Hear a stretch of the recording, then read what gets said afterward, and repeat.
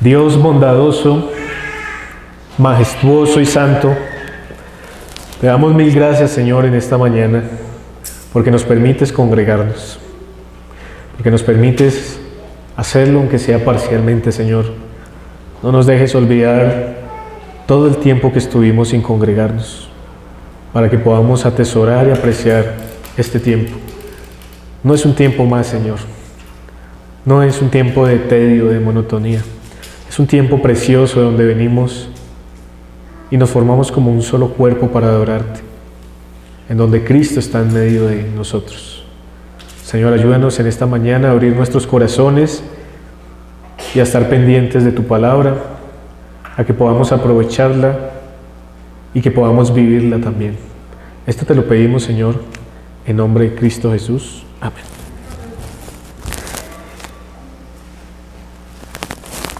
Mis hermanos, el temor, el miedo. ¿Cuántos de ustedes a lo largo de su vida han experimentado miedo? Miedo a la muerte.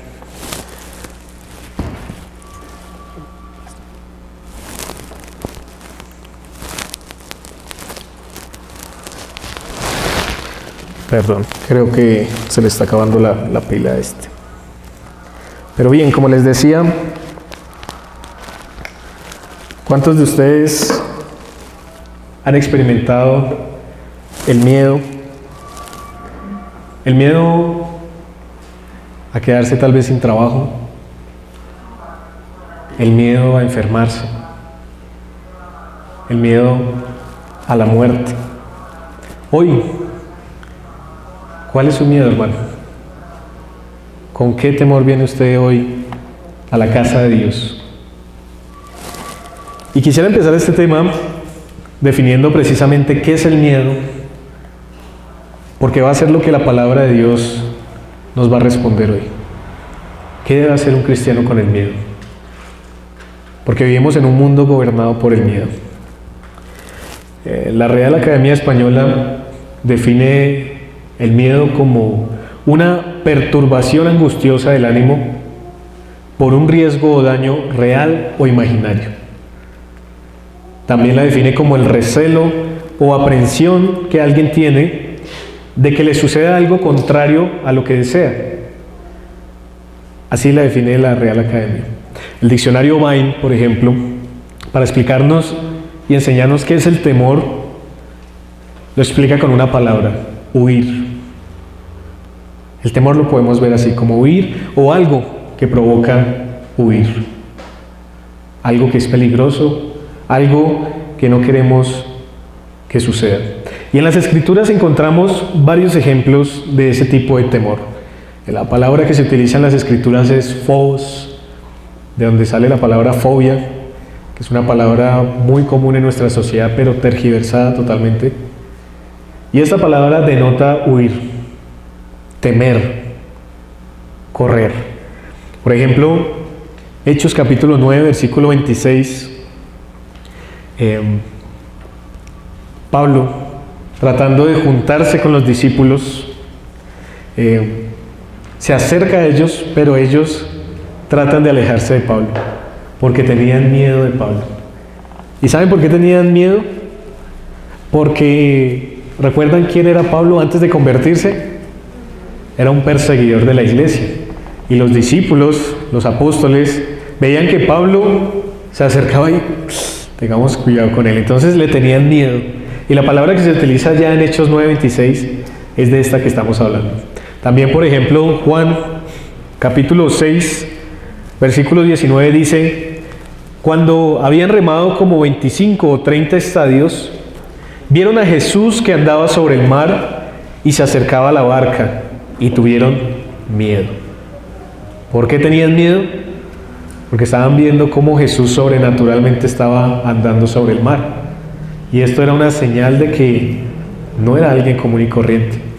Y se estaba ratificando que era el Hijo de Dios. Y el versículo 20 dice el Señor Jesús: yo soy, no temáis. Ahora, ¿por qué ellos tenían miedo de Jesús? porque probablemente temían que los fuesen a juzgar por lo que eran, y temieron delante de él. Por medio de este temor, hermanos, es que Juan entonces nos va a enseñar una lección importante sobre el amor. Recuerden que hemos estado tratando una serie de la epístola de Juan y hemos estado hablando de qué es el amor, el verdadero amor, el ejemplo máximo de amor, la diferencia entre un verdadero creyente y un falso creyente conforme al amor. Y hemos visto a lo largo de domingo a domingo todo esto que Juan nos quiere decir, y hoy no va a ser la excepción, hermanos.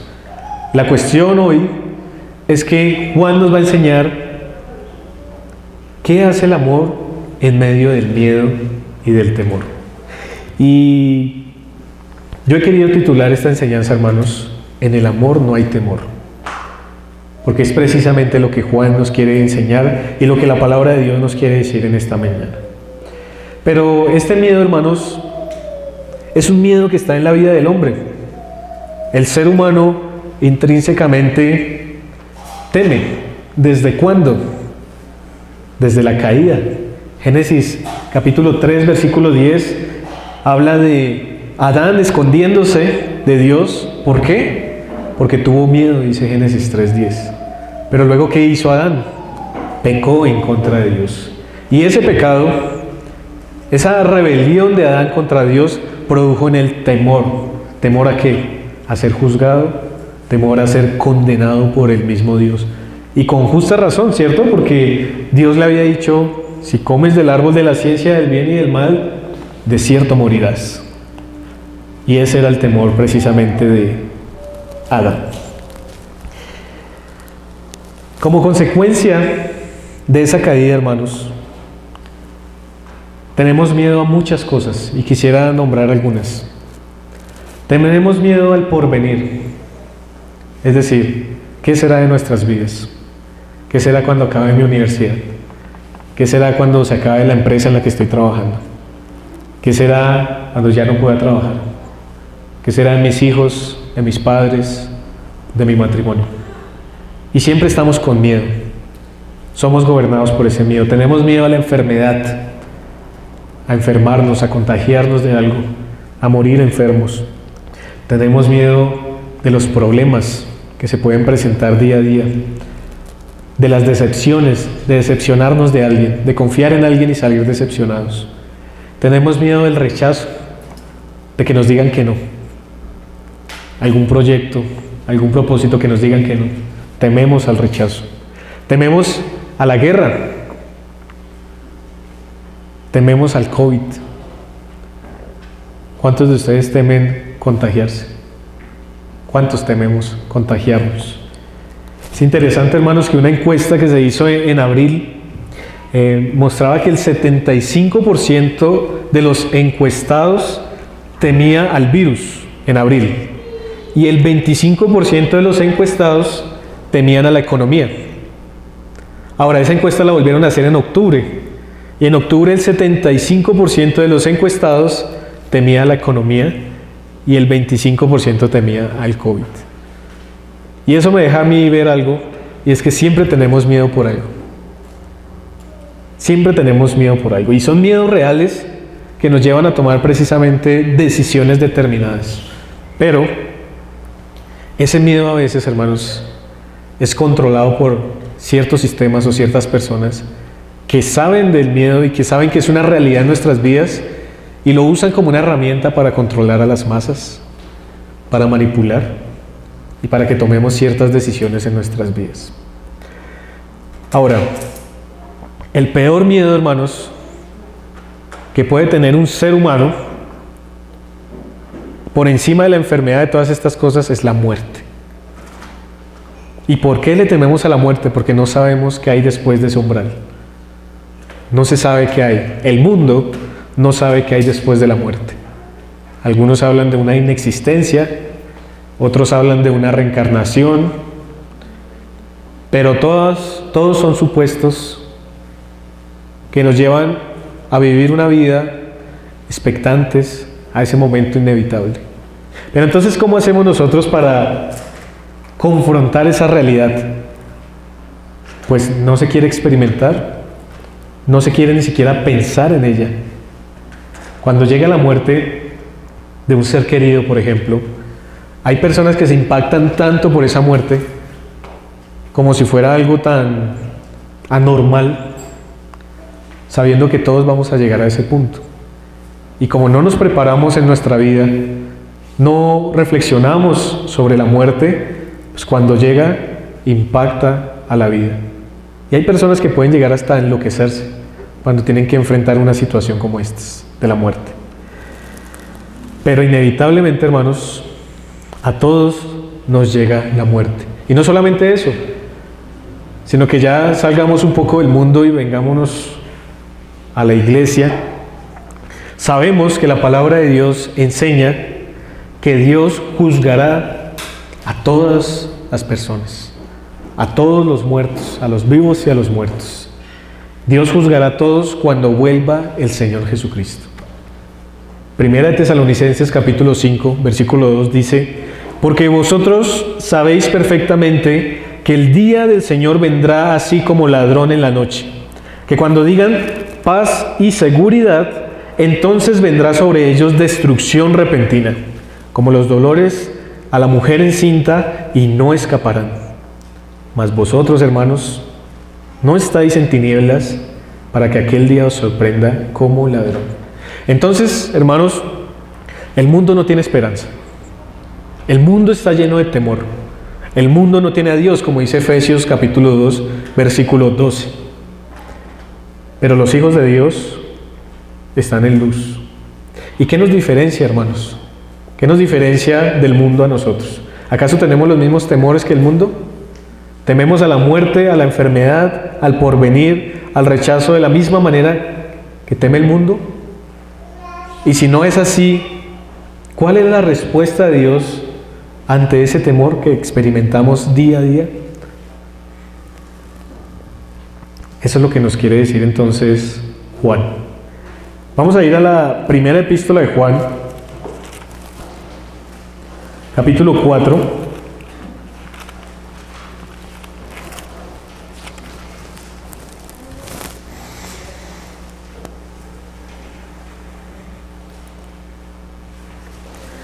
Primera de Juan, capítulo 4, y vamos a leer del versículo 16 al 18.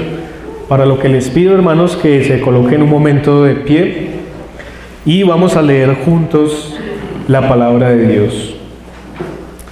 Primera de Juan, capítulo 4, verso 16, dice: y nosotros hemos conocido, vamos a leer todos juntos, versículo 16.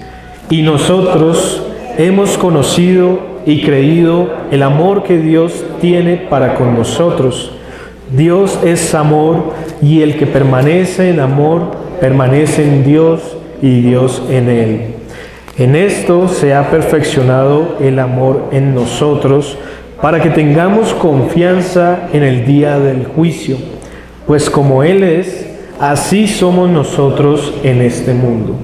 En el amor no hay temor, sino que el perfecto amor echa fuera el temor, porque el temor lleva en sí castigo, de donde el que teme no ha sido perfeccionado en el amor. Pueden tomar asiento, hermanos. Así que hoy vamos a estar tratando qué nosotros respecto al temor. Y esto es lo que Juan nos va a responder a través de estos textos que acabamos de leer, y vamos a empezarlos a analizar poco a poco. Lo primero, hermanos, es que si ustedes miran ahí el versículo 16, algunos teólogos han querido dividir este versículo en dos versículos. El segundo versículo empezaría donde dice: Dios es amor, y el que permanece en amor, permanece en Dios y Dios en él.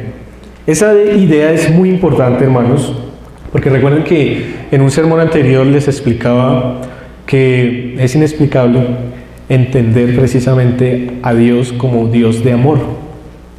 Que Dios sea amor en su esencia, en su carácter, es algo que no podemos llegar a comprender, hermanos. Pero una forma de entender un poco de qué se trata esto de que Dios es amor, es la forma en la que Dios manifiesta su amor. ¿Y cómo manifiesta su amor? Enviando a su Hijo para salvación de muchos, entregando a su Hijo Jesucristo. Entonces, cuando leemos ahí la segunda parte del verso 16, Dios es amor, y el que permanece en amor permanece en Dios y Dios en él. Debemos recordar primero la obra preciosa, amorosa de Dios a favor nuestro. Haber enviado a su Hijo y de que su Hijo se sacrificara en la cruz por nosotros. Un gran amor es el que podemos encontrar allí. Versículo 17 dice: en esto se ha perfeccionado el amor en nosotros, para que tengamos confianza en el día del juicio. Y dejémoslo hasta ahí. Resulta, mis hermanos, que otra forma en la que se puede leer ese texto es comenzando con las palabras de tal manera o de este modo. Entonces, si ustedes leen el versículo 17 conmigo ahí en sus Biblias, podrían leer: de este modo se ha perfeccionado el amor en nosotros para que tengamos confianza en el día del juicio. Es decir, que aquí el versículo 17 lo que está haciendo es conectar el versículo 16 como causa de la confianza. O sea, ¿cómo tenemos nosotros confianza para el día del juicio? Permaneciendo en amor. ¿Cómo tenemos confianza? Permaneciendo en amor. Y recuerden también, hermanos, que hemos tratado este tema domingo tras domingo y les explicaba que el conocimiento de este amor no es un conocimiento intelectual, sino es un conocimiento experiencial. O sea, es una práctica. Cuando Juan dice permanecer en amor, está haciendo referencia a la práctica constante que nosotros debemos tener del amor. ¿Cuál amor? Ese amor que perdona, ese amor que soporta, ese amor que tiene paciencia, ese amor que sufre el agravio. Ese es el verdadero amor. Y en ese amor es que debemos permanecer. Y lo que Juan nos enseña aquí, hermanos, no solamente es que debemos permanecer en el amor, sino que hay un fruto de esa permanencia, y es la confianza. Entonces dice el texto: en esto se ha perfeccionado el amor en nosotros, para que tengamos confianza. ¿Cuándo? En el día del juicio. ¿Por qué? ¿Por qué tenemos que tener confianza en el día del juicio? Porque nuestra vida habitualmente y por causa de la caída está gobernada por el miedo. Y para que nos libremos de ese miedo, hermanos, de ese terror, de ese temor, de querer huir, tenemos que estar confiados en el Señor. ¿Y cómo confiamos en el Señor? ¿Cómo podemos ejercitar esa confianza, esa fe, esa seguridad y esa certeza que tenemos que tener de Dios? Practicando el amor. Eso suena un poco extraño, ¿no? Y de pronto no podemos ver por encima la relación que hay entre la práctica del amor y la confianza para el día del juicio. Y lo que quiero hoy en esta mañana es tratar de explicarles esto, hermanos. Tratar de explicar qué relación tiene la práctica del amor con la confianza en Cristo. ¿Qué relación tiene la práctica y la permanencia del amor con el temor? Así que el cristiano vive su vida en la confianza del amor con que se nos amó, porque recuerden que amamos porque Él nos amó primero. Amamos porque Él nos amó primero. Y el cristiano, hermanos, no debería temer a nada, porque al final estará con su Salvador, eternamente, libre del pecado, libre del temor. A veces lo cantamos. Así que esto es lo que Juan nos está enseñando. Nosotros hemos conocido y creído el amor que Dios tiene para con nosotros. Hemos conocido y creído. ¿Cuál es ese amor? Cristo. Hemos conocido a Cristo. Hemos creído en Cristo. Ahora, esa palabra conocer que se utiliza ahí en el verso 16, en el griego, ginosko, es un conocer por experiencia. O sea, todo el énfasis de Juan no es un conocimiento intelectual o mental, es un conocimiento práctico. Es un conocimiento de saber lo que Cristo hizo y ahora nosotros lo hacemos. Porque como Él es, así somos nosotros, dice el texto. Miren el versículo 17, la parte final. Así dice, pues como Él es, así somos nosotros en este mundo. O sea que, ¿cuál es la permanencia del amor en nuestras vidas? Ser como Cristo. ¿Y cómo fue Cristo? Cristo andó entre pecadores. entre publicanos. Cristo perdonó. Cristo enmudeció como cordero que fue llevado al matadero.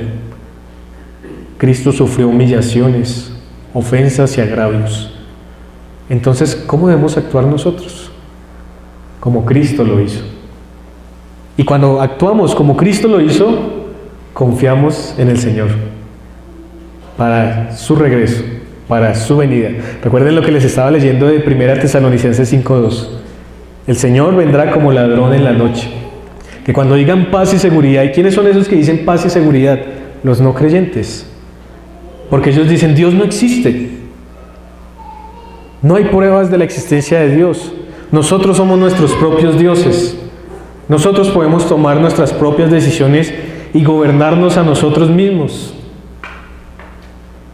Recordé algo que un hermano me compartió de un supuesto pastor homosexual aquí en Bogotá, que decía, yo solamente enseño de Dios y enseño que cada uno puede gobernar su propia vida.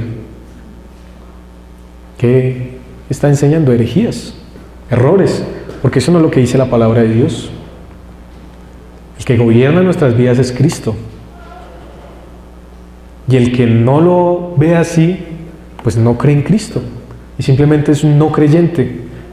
Y simplemente quiere gobernarse a sí mismo y llegará el día en que, obviando ese temor, ignorando ese temor, buscando cómo entretenerse para no temer, tendrá que enfrentarse al peor temor posible de la raza humana. Y es estar delante de Dios y ser juzgado por Dios. Porque Cristo vendrá como ladrón en la noche. Y aún de esto nos habla Juan en Apocalipsis, hermanos. Y quisiera que fuéramos un momento a Apocalipsis, capítulo 6, verso 15. Porque el mundo, hermanos, piensa que su poder, que sus riquezas, que su seguridad les va a hacer olvidar ese temor a la muerte y al juicio. Pero así como Juan nos relata en Apocalipsis 6:15 que van a estar estos hombres, así estará todo aquel que no crea en Cristo Jesús como su Señor y Salvador y como aquel que lo libra precisamente de esa copa de ira. Dice Apocalipsis 6:15, y los reyes de la tierra, y los grandes, los ricos, los capitanes, los poderosos, y todo siervo y todo libre, se escondieron en las cuevas y entre las peñas de los montes, y decían a los montes y a las peñas, caed sobre nosotros, y escondednos del rostro de aquel que está sentado sobre el trono, y de la ira del Cordero, porque el gran día de su ira ha llegado, y ¿quién podrá sostenerse en pie? Estas son palabras de no creyentes que Juan está usando. Y miren lo que ellos están diciendo, escondednos. Huyamos, ¿como quién? Como Adán allá en el Edén, cuando pecó. ¿Qué quiso hacer? Esconderse. Y estos hombres, cuando vean el día de la venida del Señor Jesús, el día del Cordero, van a decir que las cuevas y las peñas caigan sobre nosotros. Porque ¿quién podrá ponerse en pie delante de la ira del Cordero? Así que en ese momento el ateo, su ateísmo no le va a servir. Las ideologías y las filosofías no le van a servir. Porque cuando esté delante de Dios, por más que diga yo no creo en ti, el Señor le va a juzgar. Y va a saber qué es el verdadero terror. Qué es el verdadero miedo. Porque tenía miedo en su vida de no tener un trabajo, de no conseguir esposa, tal vez, de no ser aceptado. Pero creo yo, hermanos, que no hay nadie en este momento que haya podido experimentar un terror tan grande como el que se va a experimentar ese día aquellos que estén sin Dios. Gracias al Señor nosotros no somos de esos por la misericordia de Dios. Volvamos a 1 de Juan. Entonces dice el versículo 17, en esto se ha perfeccionado el amor en nosotros, para que tengamos confianza en el día del juicio. Así que, hermanos, nosotros expectantes, amando la venida del Señor, hermanos, porque la palabra dice corona de justicia es a los creyentes, a los que precisamente aman su venida. ¿Por qué? porque están confiados, porque saben que no son salvos por sus obras, por cómo se comporten, por lo bueno que sean, sino por las obras de Cristo. Porque delante de Dios seremos juzgados creyentes y no creyentes, por las obras. Los no creyentes por sus obras, los creyentes por las obras de Cristo. Y descansamos en esa salvación perfecta. Y por eso, hermanos, permanecemos en amor. Porque cuando nosotros vivimos como Cristo y recordamos lo que Cristo hizo por nosotros, y eso nos da confianza. Cuando entendemos que cuando perdonamos, lo hacemos porque Cristo perdonó, nos perdonó, tenemos confianza. Cuando tenemos paciencia con el hermano difícil, recordamos que éramos mucho más difíciles y aún enemigos de Cristo, y se nos tuvo paciencia también. Y así confiamos día a día, y así crecemos precisamente en esa confianza. Y esta confianza la tenemos. Miren lo que dice, por ejemplo, ahí 1 de Juan, versículo 19. Dice: nosotros le amamos a Él porque Él nos amó primero. Y esto ya lo habíamos reiterado, ¿no? Amamos porque Él nos amó primero. Y el amor echa fuera el temor. Es el Espíritu el que nos lleva a ser conformados a la imagen de Cristo. Es Dios el que nos impulsa a una santificación, a apartarnos día a día del pecado. Y cuando nos apartamos de Él y nos volvemos al Señor, amamos más, confiamos más, tememos menos. No somos del mundo, hermanos. Somos de Cristo y somos como Cristo. Y por eso no podemos temer como el mundo teme. Nuestra confianza está en el Señor y no en nosotros. Así que todas esas preocupaciones, esos miedos que podemos tener, aún el de la muerte, no deberíamos tenerlo. Deberíamos confiar en que la provisión diaria, en que nuestros matrimonios, nuestros padres, hijos, hermanos, futuro, política, guerras, están guardadas en el Señor. Y sea que muramos o vivamos, del Señor somos. Versículo 18. En el amor no hay temor, sino que el perfecto amor echa fuera el temor, porque el temor lleva en sí castigo, de donde el que teme no ha sido perfeccionado en el amor. Y bueno, alguno se podría estar preguntando en este momento: pero yo tengo miedo. Tenemos miedo. ¿Y eso quiere decir que no somos creyentes? Y pues la respuesta es no, eso no quiere decir eso. Ahora Juan nos va a explicar un poco por qué seguimos teniendo miedo siendo hijos de Dios. ¿Por qué a veces tememos como el mundo teme? ¿Por qué no confiamos en el Señor? Eso no quiere decir, hermanos, que no seamos creyentes, porque si en lo mínimo, hermanos, amamos, en lo mínimo oramos, perdonamos, ayudamos, servimos, ahí hay luz del Señor. Porque lo que hacemos no lo hacemos porque nosotros queramos, sino porque el Señor nos lleva a eso. ¿No les ha pasado, por ejemplo, yo he escuchado hermanos y me ha pasado a mí, que un hermano de pronto ofende y el hermano dice: te perdono, y después el hermano va y habla con otros y dice: yo no lo hubiera perdonado, no sé qué pasó, lo quise perdonar porque sé que el Señor me movió a perdonarlo. Y esos pequeños momentos, hermanos, en los que somos ofendidos, en los que sufrimos agravios y que perdonamos, son los que demuestran que somos hijos de Dios. Porque si no lo fuéramos, no perdonamos. Simplemente vivimos en amargura, en contención, en celos, envidias, en peleas, en divisiones, en murmuraciones, en chismes, en todas estas cosas que no agradan al Señor.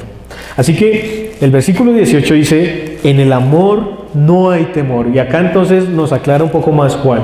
Cuando hablamos de amor, tenemos que excluir obligatoriamente el temor. El temor y el amor no pueden estar en un mismo lugar. El amor, la confianza y el temor no pueden estar en un mismo lugar. Si tenemos amor y confianza, el temor está excluido. De lo contrario, si tenemos temor, el amor y la confianza están excluidos. Eso es lo que nos está diciendo aquí Juan. En el amor no hay temor, sino que el perfecto amor, y esa palabra perfecto que se utiliza aquí, hermanos, se puede traducir también como maduro o como genuino. O sea que lo podríamos leer así: el maduro amor echa fuera el temor. Y ese echa fuera también se podría describir como derrama fuera. Y este es un ejercicio que los padres pueden hacer con sus hijos en su casa, si no lo han hecho. Si alguno no ha hecho este experimento de coger un vaso, llenarlo con agua, y después coger aceite y echar aceite en el vaso con agua. ¿Qué pasa con el aceite y el agua? No se mezclan, porque la densidad del agua y el aceite son diferentes. ¿Qué pasa con el aceite? El aceite queda en la superficie y el agua queda en la parte de abajo. Ahora, ¿qué pasa si yo cojo otro vaso con agua y empiezo a derramar más agua en ese vaso? Entonces el aceite va a empezar a subir al punto de que va a empezar a salir. Eso es lo que Juan nos está diciendo respecto al amor y el temor. Está diciendo, entre más amemos, más confianza hay. Y hagan de cuenta, hermanos, este ejercicio, que el amor es el agua y la confianza es el agua de ese vaso. Y entre más amor y más confianza tengamos, en el que más permanecemos, el aceite va a empezar a salir. Y el aceite es el temor en este ejemplo. El temor va a empezar a derramarse. Y dentro de nosotros ya no va a quedar temor. Ya no va a haber miedo. Porque el miedo, si ustedes leyeron el versículo 18 conmigo, dice, porque el temor lleva en sí castigo. O sea que el miedo es consecuencia del pecado, y el miedo siempre trae precisamente castigo. Porque sabemos que hicimos mal, porque sabemos que merecemos un juicio, porque nos inculpa la conciencia si no somos creyentes, o nos inculpa la palabra. Aún a nosotros los que estamos acá, pecadores redimidos, el Espíritu nos convenció de pecado, de justicia y de juicio, y por eso acudimos a Cristo. Pero la copa que teníamos que beber era la copa de ira de Dios. Sin embargo, ¿quién se tomó esa copa por nosotros? El Señor Jesús. ¿Y qué copa quedó para nosotros? La copa de misericordia. Ahora, ¿qué hace el creyente cuando no acepta esto? El no creyente dice, Señor, quiero tomarme esa copa de ira, pero no sabe lo que está pidiendo. Y en el día del juicio lo sabrá. Y el terror estará por todo su ser, no por un instante, sino por toda la eternidad. Qué terrible final, qué terrible juicio, hermanos. Un juicio del cual éramos merecedores nosotros también, pero por la gracia y el amor de Dios, ahora hemos sido salvos en Cristo Jesús. Así que esto es lo que nos está diciendo el versículo 18. El amor excluye el temor. Cuanto más amor, menos temor. Dice la última parte del versículo 18, de donde el que teme no ha sido perfeccionado en el amor. Y aquí está la claridad, no es que no sea creyente, sino que su amor no es maduro, su amor no es genuino. O sea, hermanos, que nos podemos cuestionar en esta mañana y pregúntese cada uno allí, en su mente, ¿a qué le tiene miedo? Piense esta semana, ¿a qué le tuvo miedo? ¿Cuál es el miedo más grande que usted tiene en su vida, hermano? ¿Cuál es el miedo más grande? ¿A que sus hijos se pierdan? ¿A que pierda a sus padres? ¿A que pierda su matrimonio? ¿Su trabajo? ¿A que no lo acepten en la universidad? ¿Cuál es su miedo más grande? ¿A enfermarse de COVID? ¿A que haya una guerra en Colombia? ¿Al rechazo? Porque si ese miedo, hermanos, nos gobierna, el amor no ha sido madurado en su vida y en mi vida. Debemos permanecer en amor. ¿Y cómo funciona esto? Bueno, el amor práctico es una evidencia de que somos verdaderos hijos de Dios, como les estaba diciendo. Porque cuando perdonamos sabemos que somos hijos de Dios, porque un incrédulo no lo hace.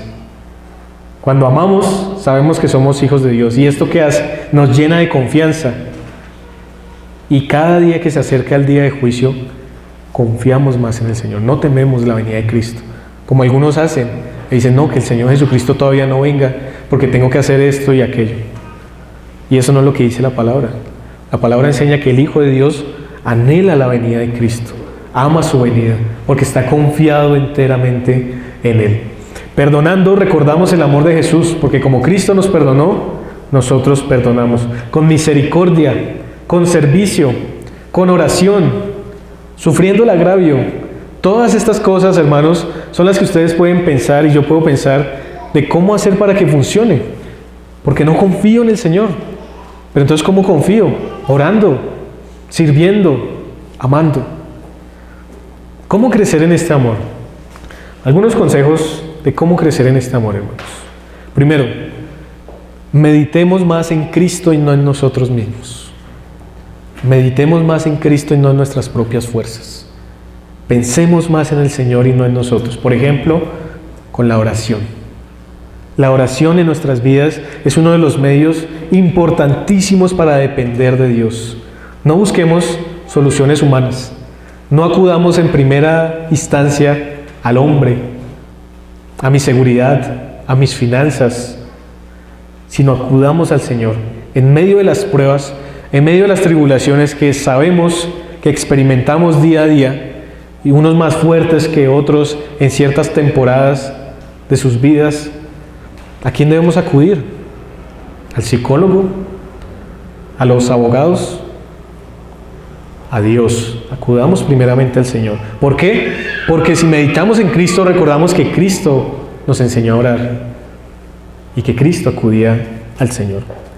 El testimonio de Cristo a lo largo de su ministerio también es algo que nos motiva a crecer en ese amor. ¿Por qué? Porque Él estuvo en medio de la maldad y no se untó de esa maldad, sino fue luz en medio de la oscuridad. Entonces, con los compañeros del trabajo y con las compañeras, con las amistades cristianas y con las no cristianas, y sobre todo, hermanos, en los hogares, ¿cómo debemos testificar entonces? Como Cristo lo hizo. Y así crecemos en amor. A veces nos es fácil, hermanos, perdonar, y esto es algo que he dicho en ocasiones anteriores. Nos es fácil perdonar al prójimo más lejano, pero no al más cercano. Y resulta que el más cercano, por ejemplo, en el caso de los matrimonios, ¿quién es? ¿La esposa o el esposo? En el caso de los solteros, ¿quién es el prójimo más cercano? ¿Sus padres? ¿Sus hermanos? ¿Tal vez sus hijos? ¿Cómo nosotros podemos perdonar a alguien con el que no tratamos tanto y no somos capaces de perdonar con quien convivimos día a día? Cristo nos perdonó. ¿Por qué nosotros no lo hacemos? Y cuando meditamos en esto, hermanos, nuestro amor va a crecer. Y cuando nuestro amor crece y permanece, confiamos más hasta el día del juicio. Porque cada día, hermanos, nos acercamos más a ese día. No sabemos el día y la hora, pero cada día es una cuenta regresiva a esa venida del Señor. Confiemos día a día. La santidad de Cristo, podemos meditar en ella, apartados de los chistes de doble sentido, por ejemplo, de la maldad, de la pornografía, del chisme, de la murmuración, de la tentación de pecar. La santidad del Señor, la lectura de la palabra. Todo esto, hermanos, son cosas que nos van a ayudar a confiar más en el Señor. Lean la palabra juntos en sus hogares. Leámosla.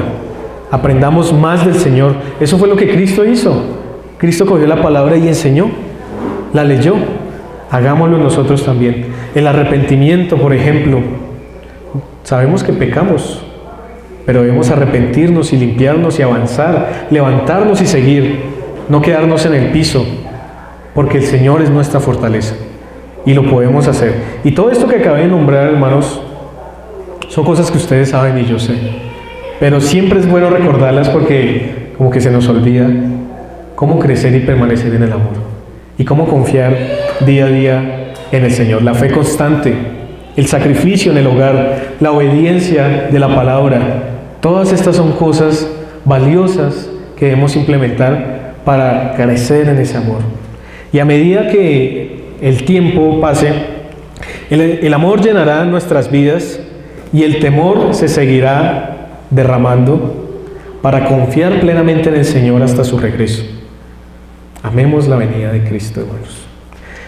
Quisiera concluir, hermanos, con 3 pensamientos. Uno de ellos recapitula lo que he tratado esta mañana.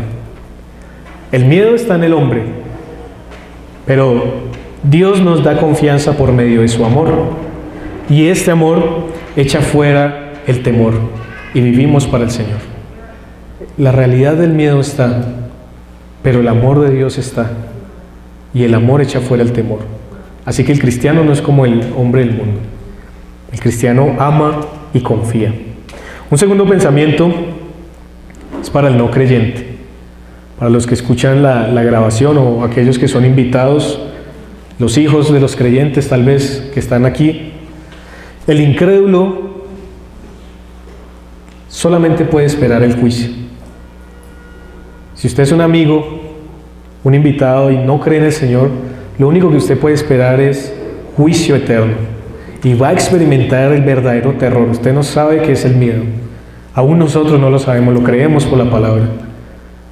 Pero si no quiere experimentar ese miedo, arrepiéntase y crea en el Señor. Porque el día que el Señor venga, será demasiado tarde para arrepentirse. Y por último, hermanos, crezcamos día a día, porque esto es un trabajo constante. Esto no es un trabajo de un día, del domingo, o del día que me levanté de buen genio. No, es una lucha constante. Es un día a día. Es una perseverancia. Debemos crecer día a día en el Señor. Primera de Juan capítulo 2, versículo 28 dice: y ahora, hijitos, permaneced en Él, para que cuando se manifieste tengamos confianza, para que en su venida no nos alejemos de Él avergonzados. Oremos.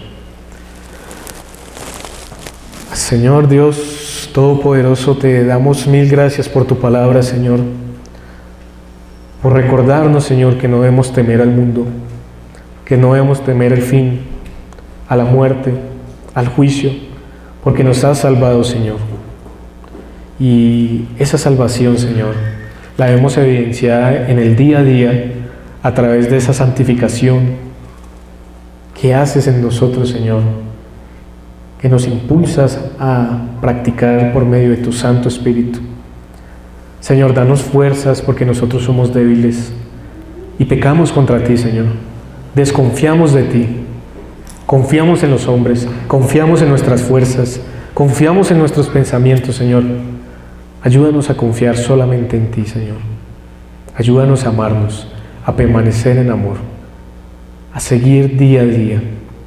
Te necesitamos, Señor, y te agradecemos también por tu preciosa palabra que nos impulsa, nos anima y nos exhorta a amarnos, a confiar y a esperar, a echar fuera el temor, Señor. Gracias, Señor, por todo lo que haces, por todo lo que dices y también por todo lo que harás, Señor. En nombre de Cristo te lo pedimos y te agradecemos. Amén. Gracias.